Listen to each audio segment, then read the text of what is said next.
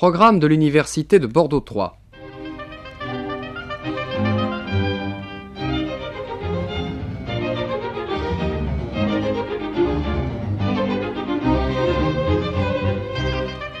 Cours de français de Monsieur Buisson.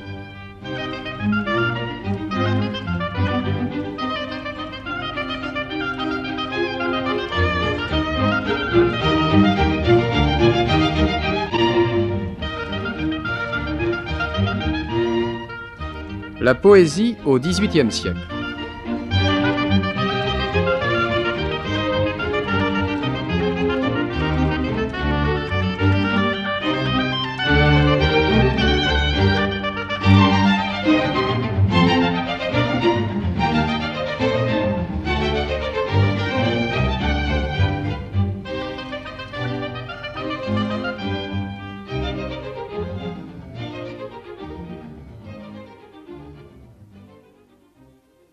Il serait vain de prétendre présenter, en si peu de temps, un panorama de la poésie française du XVIIIe siècle, déconcertante par l'abondance et la diversité d'une production fort inégale et le plus souvent oubliée. Je me bornerai donc à évoquer les principaux aspects du problème de l'adaptation du lyrisme et du langage poétique dans ce que M. Jean Fabre a appelé cette zone indécise entre les Lumières et le romantisme. Mais, dira-t-on, est-il même utile de considérer cette question? Les manuels, à l'exemple de Lançon, répandent encore le mythe désobligeant du siècle sans poésie, âge de la prose. Pourtant, les recherches actuelles, particulièrement actives à l'étranger, nous invitent à réviser ces jugements sommaires et injustes. En effet, l'oubli de cette période de notre histoire poétique entraîne 3 erreurs communes en France. D'abord, croire que le XVIIIe siècle fut essentiellement le siècle des philosophes, et très accessoirement l'âge du pseudo-classicisme en vers et du pré-romantisme en prose. Ensuite, s'imaginer que nos grands romantiques ont tout inventé en matière de lyrisme, ou n'ont d'autres répondants en France qu'au temps de la Pléiade ou de l'âge baroque. Enfin, réduire abusivement la notion même de vraie poésie à la conception romantique du lyrisme personnel, ou bien, si l'on récuse l'optique romantique, prendre des recherches poétiques plus récentes pour seule référence possible. Il s'agit donc de situer le langage poétique entre le classicisme et le romantisme et de montrer que si le XVIIIe siècle n'a pas adopté la formule du lyrisme romantique dès le temps de Voltaire ou de Chénier, c'est sans doute par impuissance à se dégager de l'emprise classique et à surmonter certains obstacles d'ordre social, psychologique et historique. Mais c'est aussi parce qu'il a tenté des formules originales, adaptées à l'évolution des esprits et qui ont paru longtemps pleines d'avenir. La crise du lyrisme affecte plus ou moins tout le siècle, mais elle sévit surtout dans sa première moitié, au temps de Fontenelle, mort à 100 ans en 1757. Elle paraît déjà en voie de résorption à la mort de Voltaire, qui désencombre l'horizon poétique en 1778.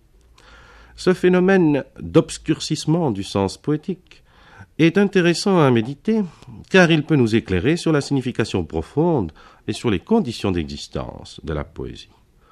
Mais je passerai vite sur cette première partie de mon exposé que j'ai volontairement développé davantage dans le support écrit qui vous est adressé. Le triomphe de la poésie légère est interprété généralement comme un signe de décadence propre à disqualifier tout le siècle. Faguet prétendait ramener l'essentiel de l'inspiration poétique du XVIIIe à 4 caractéristiques: frivolité, élégance, esprit et Gemuth, c'est-à-dire une sensibilité légère, fleur de peau. Mais on y trouverait tout aussi bien les contraires: excès de sérieux, mauvais goût, platitude, frénésie. Il faudrait donc approfondir cette analyse et distinguer des périodes. La Régence, l'époque Pompadour sont plus frivoles. Des milieux, l'aristocratie libertine diffère de la bourgeoisie plus sage. Et des moments de la vie sociale. En fait, cette poésie légère est susceptible d'interprétations diverses. Mais elle correspond, du moins dans les meilleurs des cas, à une esthétique, subtile quoique sans prétention. esthétique de la simplicité et du naturel dans le prolongement de La Fontaine, esthétique de la variété et de la modernité. Cette poésie du jour s'oppose à la poésie classique de l'éternel.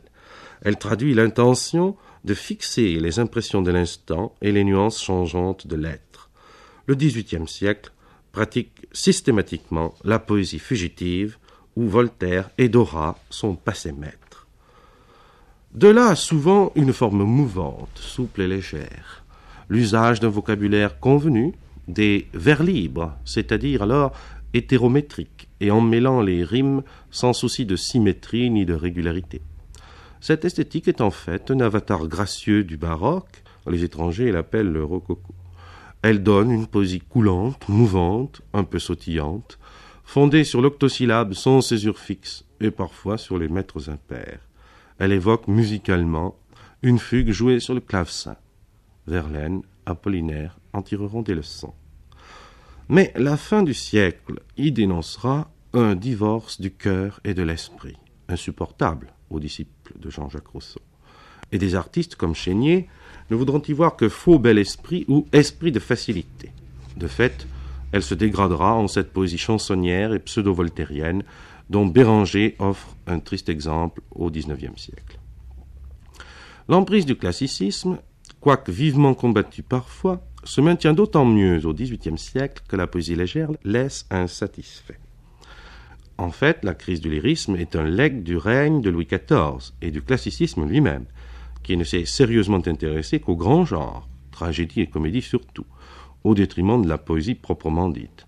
Celle-ci, n'ayant pas vraiment de statut propre, est restée marquée par les procédés de la composition dramatique et par le langage conventionnel du théâtre en vers.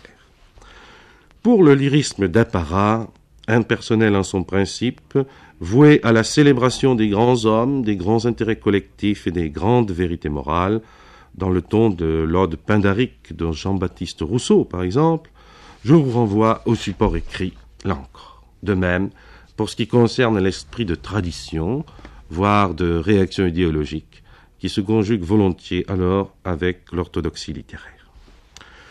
Par un mimétisme instinctif, la poésie philosophique elle-même, malgré certaines hardiesses, tente à se couler dans les moules classiques.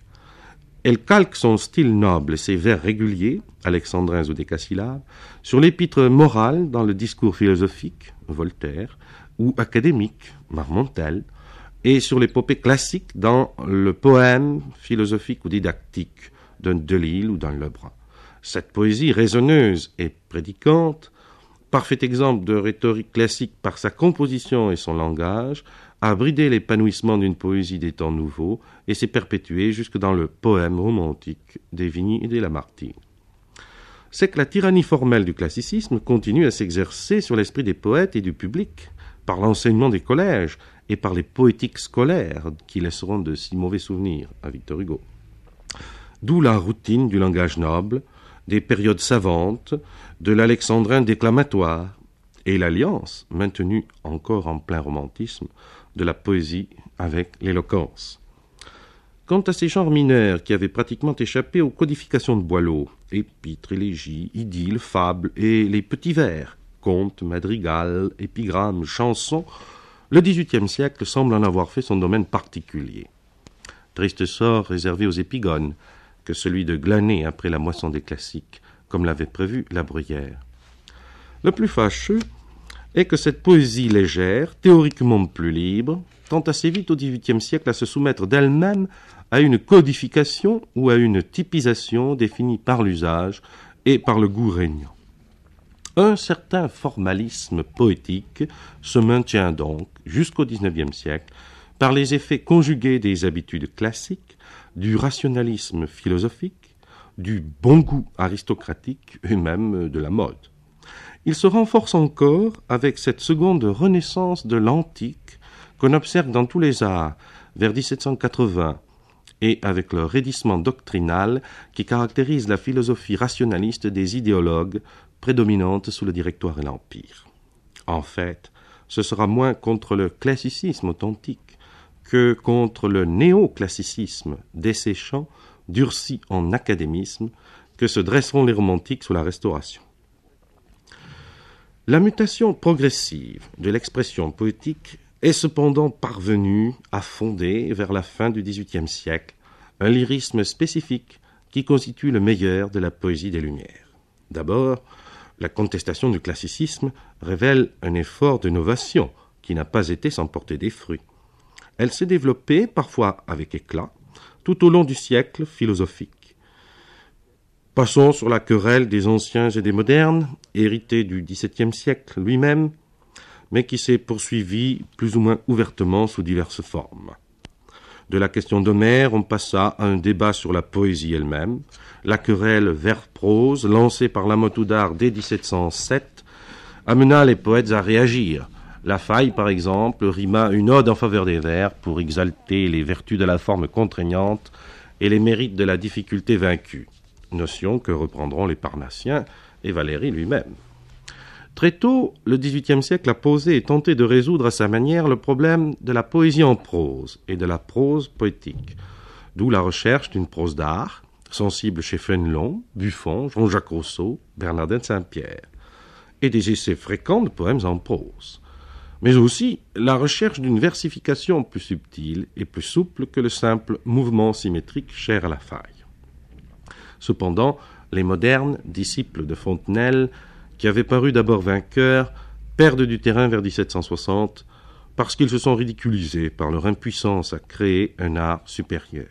On s'aperçoit qu'une poésie de la modernité ne se soutient pas sans technique. Du moins, l'esthétique philosophique est née de ces débats apparemment stériles. Récusant l'esthétique figée de Boileau, qui est très vivement critiquée, le XVIIIe siècle proclame le principe du perfectionnement continu de l'art poétique et la nécessité de son adaptation au temps, aux mœurs, à la nation et à l'évolution de la langue. Ces querelles ont fait avancer la réflexion sur l'essence de la poésie, souvent même en liaison avec d'autres arts. Trois conceptions principales se sont dégagées bien avant 1750. La théorie de la poésie peinture, couverte par l'autorité de Fénelon, conduit à rivaliser avec les arts plastiques. La poésie musique, accréditée par Quinault, inspire les efforts des librettistes d'opéra et oriente la poésie légère vers la musicalité pure. Enfin, l'abbé Dubos, dès 1719, a esquissé une poétique du sentiment. Mais, vers le milieu du siècle, on se débattait toujours dans des contradictions insolubles. Raison et cœur, esprit et sentiment, art et génie. Poésie et philosophie paraissaient inconciliables à d'Alembert, qui sacrifiait allègrement la première à la seconde. Pour sortir de l'impasse, il fallait annuler ce divorce entre deux formes de pensée et d'expression également nécessaires. La solution philosophique des problèmes de la poésie commence à apparaître dès le temps de l'encyclopédie. Elle découle d'une évolution de la sensibilité, mais aussi d'un changement de mentalité auquel certains philosophes ont contribué. Le sensualisme, diffus dans le siècle et diffusé par la littérature philosophique, transforme la vision du monde offerte aux poètes. La doctrine de Locke, selon laquelle toutes les idées proviennent des sensations et de l'expérience, finit par ruiner la confiance dans les idées innées de Descartes et inspire aussi bien le spiritualisme d'un Condillac que le matérialisme dynamique d'un Diderot. Pour tous deux, le monde extérieur non seulement existe, mais importe. La première tâche de l'homme est de comprendre et d'abord de découvrir l'univers. Voilà qui résout le conflit esprit-sentiment. Le sentiment, conçu comme aptitude à sentir et à ressentir, informe l'esprit par les sens. Au lieu de s'opposer, il collabore et assure le contact avec la nature, source de connaissance et de plaisir. Dans cette perspective, on commence aussi à éprouver, et la philosophie analyse déjà, le sentiment de l'existence. Dès 1754, Diderot donne avant Rousseau, dans l'article délicieux de l'encyclopédie, la formule de la rêverie existentielle, dans une situation de pur sentiment qui fait éprouver une jouissance tout à fait passive. Donc, le sentiment, conçu comme une ouverture active au monde ou comme une complaisance rêveuse à soi-même, devient un mode de connaissance en même temps qu'une activité fondamentale et un délice de l'être.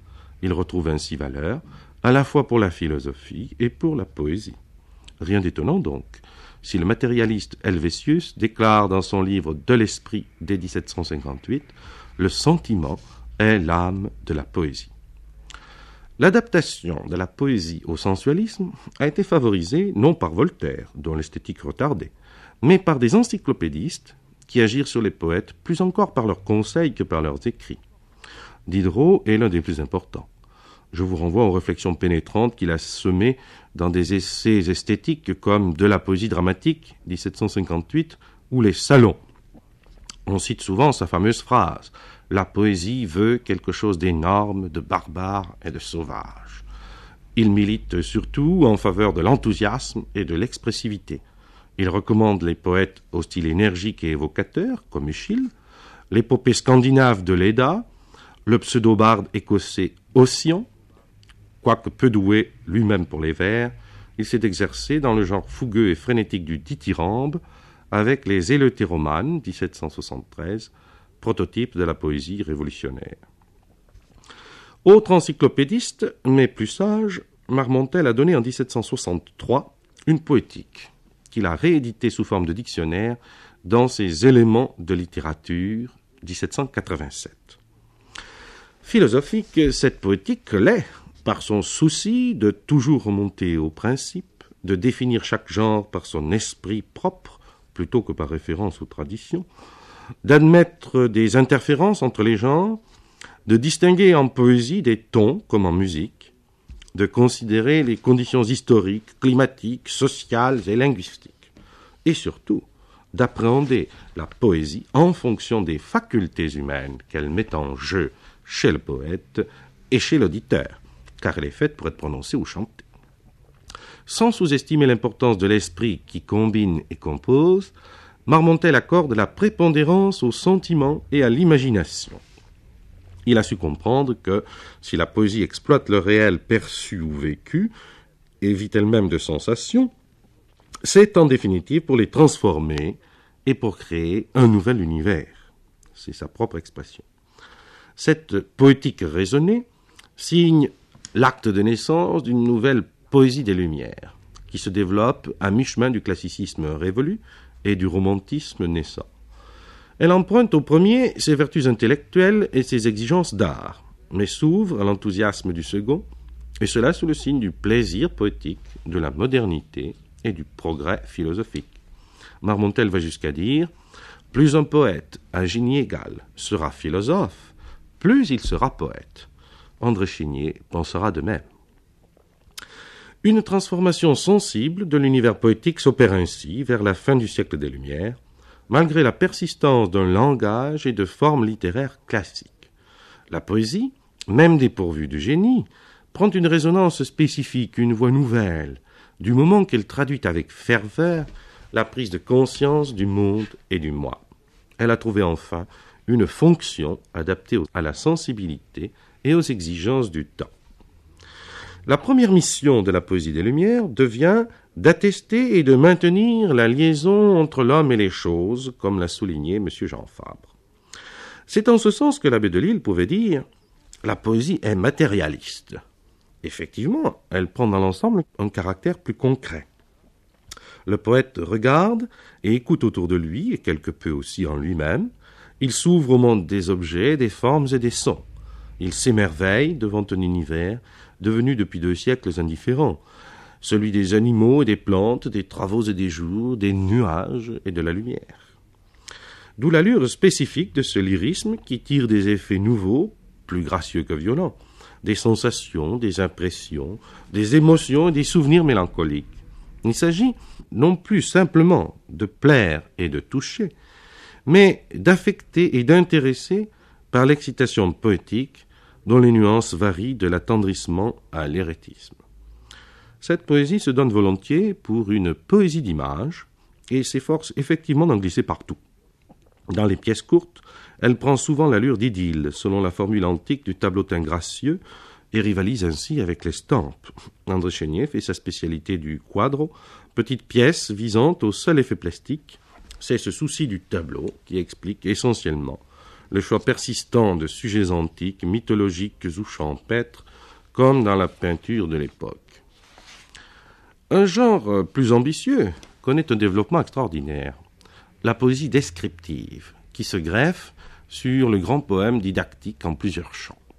La mode s'en répand après 1769, date où parurent la traduction des Géorgiques de Virgile par Delille et les Saisons de Saint-Lambert, imitées de celles de l'anglais Thomson, car cette mode est européenne. Roucher peint les mois, 1779. Delille passe par les jardins, en 1782, pour arriver à la poésie agreste de l'homme des champs et agricole des Géorgiques françaises. Ce pittoresque, assez discret, correspond à un premier stade du romantisme en poésie. Tel est du reste le premier sens du mot romantique. Une seconde fonction de la poésie des Lumières est d'exprimer la vie affective, autrement dit la liaison entre l'âme et le corps, et la relation de l'être avec autrui. La poésie du sentiment trouve ainsi son domaine d'élection dans une poésie de l'individu et de la vie privée. Elle décrit les mouvements de l'âme en rapport avec les autres ou repliée nostalgiquement sur elle-même dans la méditation. Elle vise à l'expression passionnée, tendre ou gracieuse, des émotions diverses de l'homme ou de la femme, dans les relations amoureuses, familiales, sociales, d'où une grande variété de sujets, de tons, de formes. Là encore, le sensualisme anime la peinture et l'expression. C'est ainsi notamment que l'élégie retrouva une seconde jeunesse sous Louis XVI, dans le ton galant de Parny, Opuscules érotiques, 1778, ou dans le ton sentimental de Léonard, En attendant 1000 voix et Lamartine. De même, l'idylle, selon la formule du Suisse Gessner, se fit non seulement champêtre, mais aussi sentimentale et familiale avec le Bordelais-Berquin. L'ode aussi fut gagnée par cette inspiration personnelle. Voyez, dans tous les morceaux choisis, les adieux à la vie de Gilbert, 1780. André Chénier a pratiqué ces trois genres en leur imprimant sa marque propre. Sur un ton modeste et dans un esprit petit bourgeois, s'est même créé un petit lyrisme intimiste, dont Ducis et Colin d'Arleville, chantres de la vertu souriante, sont les représentants les plus typiques, avec les femmes poètes que Lebrun appelait les muses de boudoir. Aucune de ces formes du lyrisme de la vie privée ne sera oubliée par le romantisme. La troisième mission, et non la moindre que s'assigne la poésie des Lumières, est de manifester et de renforcer la liaison entre l'homme et la société. Passionné par les questions sociales et politiques, ce siècle des luttes philosophiques et de la Révolution marque le renouveau de la poésie militante, qui se charge non seulement d'exprimer la conviction passionnée de l'homme citoyen, mais surtout de stimuler et de mobiliser les énergies en vue de la rénovation de la société par l'action idéologique et finalement politique. Telle était déjà souvent la fonction du discours et même de l'épître en vers chez Voltaire et ses disciples. Mais l'approche et le déchaînement de la Révolution ont promu un lyrisme plus fougueux qui galvanise le pindarisme académique par le déchaînement de l'enthousiasme révolutionnaire. Le mouvement strophique de l'ode s'accentue et s'exalte dans le dithyrambe, dans les odes révolutionnaires de Lebrun. Il s'allie au chant dans l'hymne civique, avec des orgues, hymne à lettres suprêmes, 1794, avec Marie-Joseph Chénier, le chant du départ, et Rouget de Lille, chant de guerre pour l'armée du Rhin, devenu la Marseillaise, 1792. La satire, jadis simplement littéraire, morale ou maligne, avait pris une allure partisane avec Voltaire, et déjà plus virulente et revendicative avec Gilbert dans Le XVIIIe siècle, 1775. Mais il appartenait à André Chénier d'assurer la promotion éclatante de la satire lyrique par ses iambes vengeurs lancés de sa prison contre les bourreaux barbouilleurs de loi. Enfin, la poésie du XVIIIe siècle s'était donnée pour mission suprême de célébrer l'homme face à l'univers et son triomphe sur la matière et sur le temps par les Lumières. Ambition magnifique, mais qui se traduisit surtout par une débauche de rhétorique didactique dans le cadre du poème épique ou descriptif.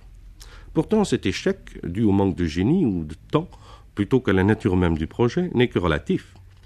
Et la critique actuelle, plus sensible que jadis au prestige de l'imaginaire, au mirage de l'utopie et à la valeur poétique des mythes individuels ou collectifs, devrait se montrer plus indulgente pour ces tentatives maladroites, mais non dépourvues de signification profonde ni de mérite. En vérité, de vives lueurs de poésie brillent encore, même à travers l'opacité des plus lourdes machines rhétoriques.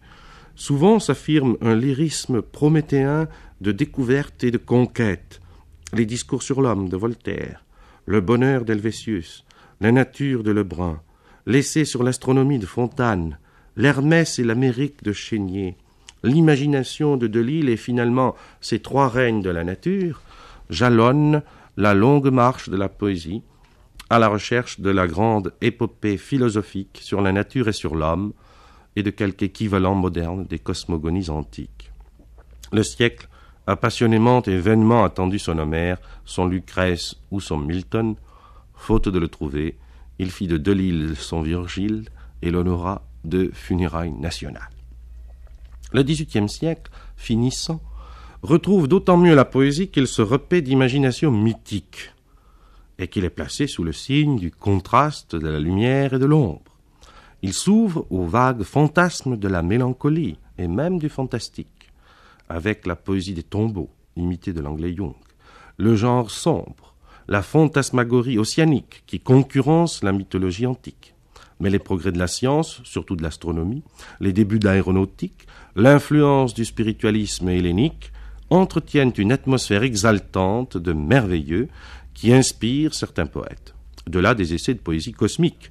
Retenons de Malfilâtre l'Ode au soleil fixe parmi les planètes, 1758.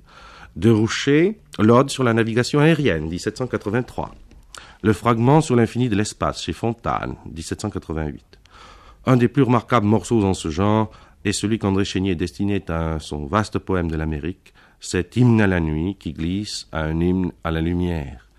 Langage privilégié des lumières, la poésie retrouve l'élan enthousiaste et l'illusion communicative, non sont qu'en face du reste. Hugo n'est pas loin. L'adaptation de l'expression poétique aux exigences d'une inspiration renouvelée est certainement pour beaucoup dans la régénération de la poésie vers la fin du siècle, du moins chez les meilleurs artistes. On assiste alors à un effort vigoureux pour libérer l'expression poétique elle-même. Vous trouverez quelques détails supplémentaires sur ce renouvellement du langage poétique dans le support écrit. Plus que le vocabulaire, c'est le style qui a conquis certaines libertés en se diversifiant. Dans le prolongement de l'esthétique classique, l'intellectualisme analytique produit une langue adamantine que Voltaire manie en maître. Cette poésie-là est surtout algèbre des sons. Mais le culte de l'énergie verbale, plus ou moins consciemment inspiré d'un sensualisme dynamique à la Diderot, conduit à une recherche de l'expressivité relevant d'une véritable mystique du langage. Cela donne le style vigoureux et hardi de Roucher et aussi le langage créé de Lebrun, qui déroute par des alliances de mots étonnantes à la Pindare. En dehors de ces deux tendances, une école du sentiment pratique un style fluide et musical, particulièrement adapté à la poésie légère et élégiaque, et qui rend déjà une résonance lamartinienne parfois, chez Parny ou chez Léonard. Quant à André Chénier, virtuose du style, il saura s'en créer un bien à lui. Enfin, la technique de la versification se transforme sensiblement vers la fin du XVIIIe siècle et admet des hardiesses dont on crédite volontiers les seuls romantiques. Car cette époque s'est acharnée à surmonter l'obstacle de la langue française, réputée jusqu'alors impropre à la poésie à cause de la pauvreté de son vocabulaire et de son absence d'accentuation marquée. Peu à peu, la vieille versification numérique fait place à une jeune versification métrique et rythmique, qui dégage l'énergie phonétique des mots, scande des temps forts et soumet le vers français à une modulation souple et dynamique, imitée des maîtres de la poésie antique. L'alexandrin classique s'assouplit et se disloque déjà chez le sage Delille lui-même. La libération du vers, de la période et même de la strophe est acquise dès 1779 chez Roucher. Quant à André Chénier, il saura réaliser une synthèse personnelle des formes lyriques antiques et modernes. La poésie est indépendante et libre, dit-il. Elle abonde en un langage hardi et nouveau. Cette formule résume bien les efforts des meilleurs poètes de son temps. On pourrait épiloguer longuement sur la triste destinée de la poésie du XVIIIe siècle finissant. Elle n'a guère eu le temps de vivre et de s'imposer, victime de l'accélération subite et des retournements imprévus de l'histoire entre 1789 et 1830. Pourtant, il apparaît bien aujourd'hui qu'elle a restauré en France un lyrisme authentique, en dépit de sa soumission relative et raisonnée aux principes fondamentaux de l'art classique. Elle a une âme et une voix propres, grâce à cet enthousiasme qui, comme disait Chénier, ouvre à l'esprit un monde imaginaire. Elle a grandi le poète, remonté toutes les cordes de la lyre, lancé la révolution poétique moderne qui, après un temps de réaction, devait reprendre sa marche au XIXe siècle. En France, a dit M. Édouard Guiton, non sans raison, tout a pris naissance au siècle des Lumières, tout, même la poésie.